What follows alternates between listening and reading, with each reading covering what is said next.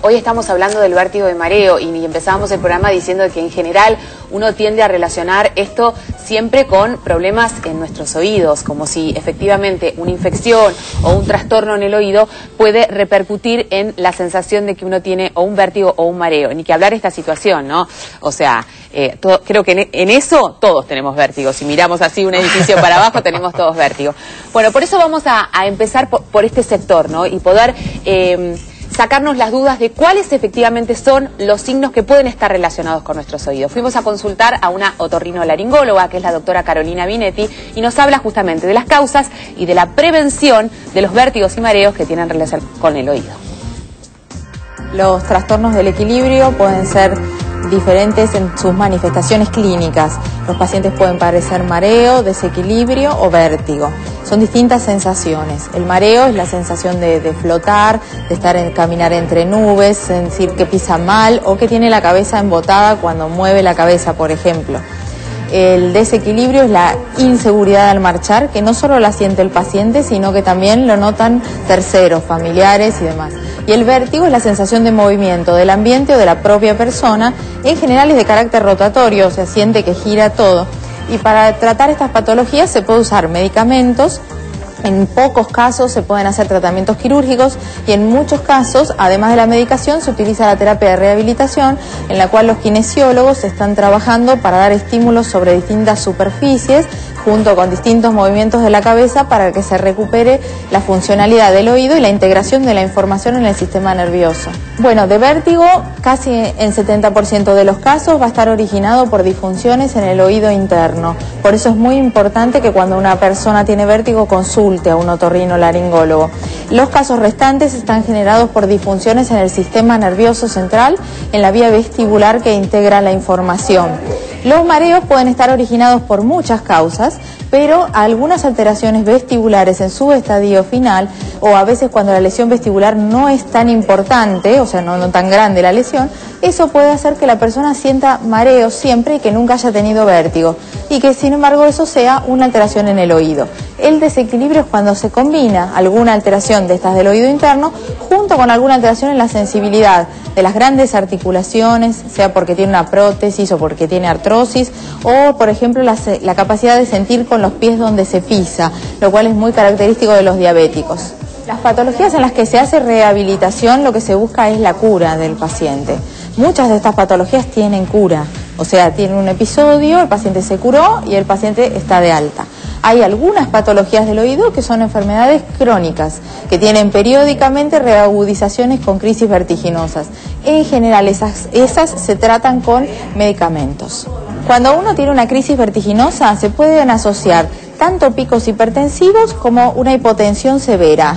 Esto ocurre porque el sistema, cuando hace una crisis vertiginosa, se desregula el sistema nervioso autónomo, pero aparte, por otro lado, porque lo que ocurre es que el paciente siente que se muere cuando tiene vértigo y no sabe lo que es. Entonces un día, por ejemplo, se levantó a la mañana y gira todo de golpe, el paciente siente que se va a morir y entonces tiene un pico hipertensivo. Entonces en ese momento van a la guardia y en general se piensa que por el pico hipertensivo tiene el vértigo, pero es al revés, por el vértigo tiene pico hipertensivo. Lo que no quiere decir que no haya que tratar la presión alta, por supuesto que hay que tratarla, es una emergencia. Cuando una persona tiene una crisis vertiginosa, nosotros le pedimos que trate de no estar de pie. Tampoco es que tiene que estar acostado, pero que se siente en el suelo, que se siente enseguida. El riesgo mayor de una crisis vertiginosa aguda es que el paciente cierre los ojos y de golpe se caiga al piso. La violencia de la caída es tan violenta como la sensación de vértigo, no se llegan a agarrar. Y entonces esta sensación violenta de caída puede traer fracturas, por ejemplo, fracturas de cadera, traumatismos de cráneo severos con pérdida de conocimiento e inclusive fracturas de cráneo. Entonces se le pide que deje los ojos abiertos, intente mirar un punto fijo, se siente en el piso y si está solo en la casa, que tiene que llamar a alguien, se tiene que movilizar sentado en el piso, no se tiene que parar y marchar.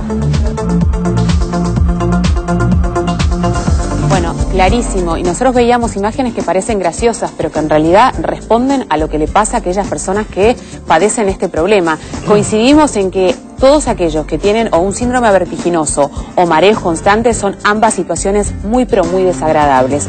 Me parece algo y rescatar algo muy interesante que decía la doctora. En general, la desesperación o la sensación es encontrar el equilibrio rápidamente. Esta búsqueda del equilibrio muchas veces hasta entorpece la naturaleza del cuerpo de poder encontrar ese equilibrio. Esta sensación de estar sentado en el piso, de aferrarse a la tierra y decir, bueno, esto es la tierra, por lo menos la identifico, acá estoy. Después lo que me está pasando en la cabeza en algún momento pasará.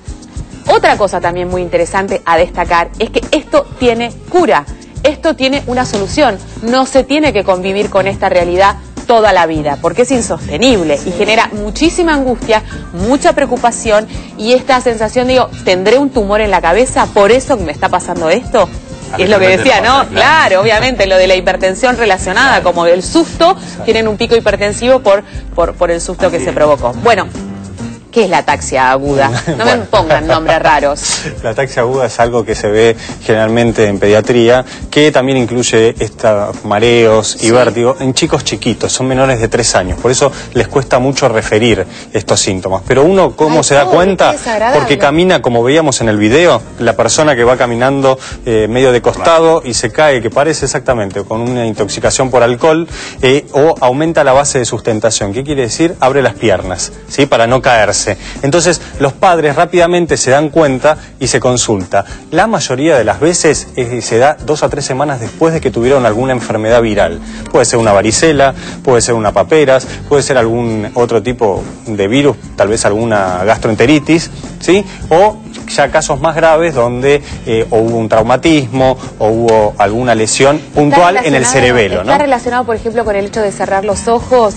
Porque, viste, cuando vos te mareás tenés como una cosa de cerrar los ojos. Digo, pues, es interesante, nunca había escuchado hablar de que los chiquitos podían tener esto, y lamentablemente es difícil poder ayudarlos o identificar esa situación. Pero en general lo bueno es que los padres se dan cuenta enseguida, porque son chicos que en general caminan bien y empiezan a caminar mal, ¿sí? Se empiezan a agarrar, no miden las distancias, entonces quieren agarrar algo o se pasan o quedan cortos y se golpean frecuentemente. Y pueden tener lo que vos decías, esto de los ojos, el movimiento rápido de los ojos que se llama nistagmus, que es el ojo se va y vuelve rápido, eso también se puede ver. Lo importante es que es un chico que necesita una internación y necesita como mínimo hacer una tomografía y algunos análisis, porque muchas veces puede ser por intoxicación, tal vez con medicamentos, como pueden ser los sedantes, las benzodiazepinas, ¿sí? Así que mucho cuidado y ni que hablar con los más grandes con el tema del alcohol. Pero es como para tener en cuenta de que puede haber,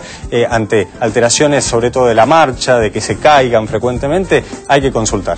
Bueno, hoy no estamos hablando de los mareos que son provocados por una situación de coma alcohólico, por ejemplo, o de exceso de consumo de alcohol, sino estamos hablando de una patología que realmente excede algo que podamos provocarnos nosotros mismos, sino que tiene que ver con una situación orgánica que es muy pero muy compleja, que dificulta enormemente la calidad de vida del paciente. Así que vamos a ir detalle por detalle descubriendo por qué uno puede tener efectivamente vértigos y mareos. En un ratito, después de la pausa, tendrá el turno el doctor Berman y luego la licenciada Schwalf, que también cuando uno está mareado en la vida, también cuesta mucho seguir adelante. Así que no se lo pierdan.